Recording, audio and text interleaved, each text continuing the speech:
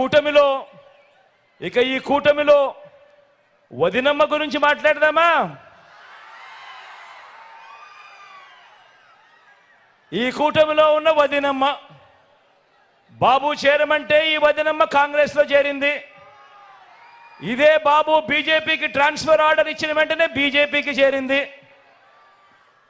బాబు పొడవమంటే సొంత తండ్రినే వెన్నుపోటు పొడి చేసింది. 30 ఏళ్లుగా ఏ పార్టీలో ఉన్నా బాబు కోవట్టుగా ఇదే పనిలోనే ఉంది. బాబు బీజేపీలో ఉన్న బాబు ఈ సీటు ఎవరికి ఇవ్వమంటే వారికే ఇస్తుంది, ఎవరికి వద్దంటే వారిని ఆపుతుంది, మారుస్తుంది. బాబు ప్యాకేజీలు ప్రలోభాలు ఏ స్థాయిలో ఉంటాయంటే బాబు ప్యాకేజీలు బాబు ప్రలోభాలు ఏ స్థాయిలో ఉంటే బీఫామ్ బీజేపీదైనా, బీఫామ్ కాంగ్రెస్దైనా, బీఫామ్ గ్లాస్దైనా, బీఫామ్ టీ గ్లాస్దైనా కూడా యూనిఫామ్ మాత్రం అంతా చంద్రబాబుదే. ఆయన మేనిఫెస్టో కూడా, చంద్రబాబు మేనిఫెస్టో కూడా ఎప్పుడు ఎలా ఉంటుందనంటే ఎన్నికలు అయ్యేదాకా మాత్రం రంగురంగుల స్వప్నాలు చూపిస్తూ ఉంటుందా మేనిఫెస్టో. ఎన్నికలు అయిపోయిన తర్వాత అదే మేనిఫెస్టో ఎక్కడ ఉంది అని వెతికినా కూడా కనపడదు, అది చెత్తబుట్టలో కనిపిస్తుంది. ఎన్నికలు అయిపోయిన తర్వాత ప్రజలకు ఆయన ఎప్పుడు చేసేది మోసాలే. ఇది చంద్రబాబు నైజం, ఇది చంద్రబాబు క్యారెక్టర్. ఈ రాష్ట్రంలో ఎవరికైనా స్వేచ్ఛ ఉందా అని మిమ్మల్ని అడుగుతున్నా. ఈ రోజు కూడా పవన్ కళ్యాణ్ ని ఇష్టానుసారంగా తిట్టాడు, నా మీద నోరు బారేసుకున్నాడు. నాకొక్క నిమిషం పని, నీ మీద బూతులు తిట్టాలంటే ఒక్క సెకండ్. అంటే వీళ్ళ తండ్రి కూడా ఈయన్ని భరించలేక ముఖ్యమంత్రిగా ఉంటే, ఇతనుంటే ఆయనకు పదవి పోతుందని బెంగళూరుకి తరిమేసిన సందర్భం ఒక్కసారి మీరు గుర్తుపెట్టుకోండి. తండ్రికి భారమైన కొడుకు, తల్లికి భారమైన కొడుకు భూమికి సమాజానికి భారం అవునా కాదా తమ్ముళ్ళు? 5 ఏళ్ళు అదే జరిగింది.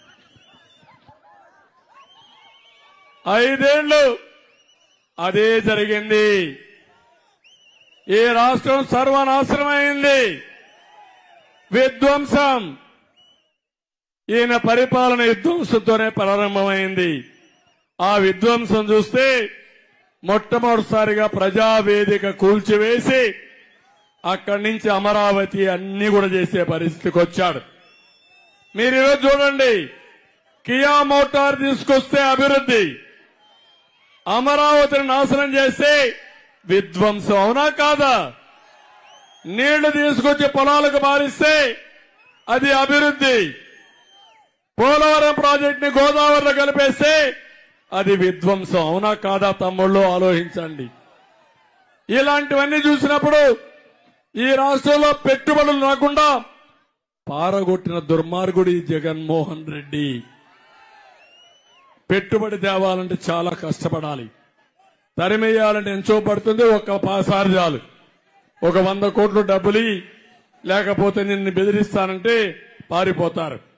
అలాంటి దుర్మార్గమైన పాలన జరిగి ఎంపీల్ని లాకప్ లో పెట్టి ఇష్టానుసారంగా కొట్టి ఆ రఘురామకృష్ణరాజునైతే కడాన వీడియోలు చూసి ఆనందపడిన దుర్మార్గుడు ఈ జగన్మోహన్ రెడ్డి అని చెప్పి నేను మీకు తెలియజేస్తున్నా.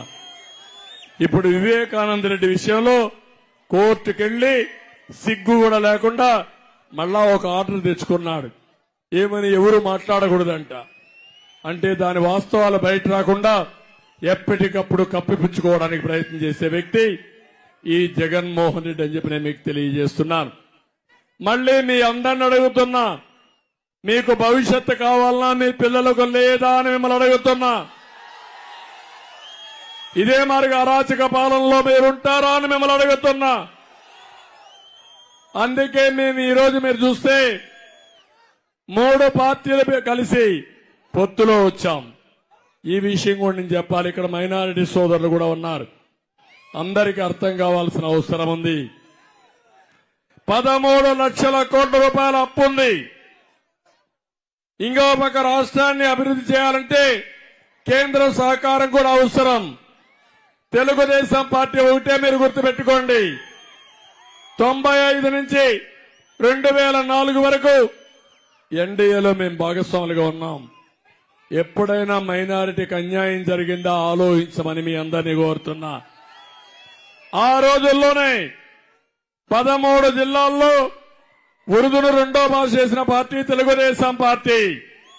హాజ్ హౌస్ కట్టిన party Telugu Desam party. Finance corporation పెట్టిన పార్టీ తెలుగుదేశం పార్టీ. ఇదే కాకుండా మసీదులకు ఆర్థిక సహాయం చేసిన పార్టీ తెలుగుదేశం పార్టీ.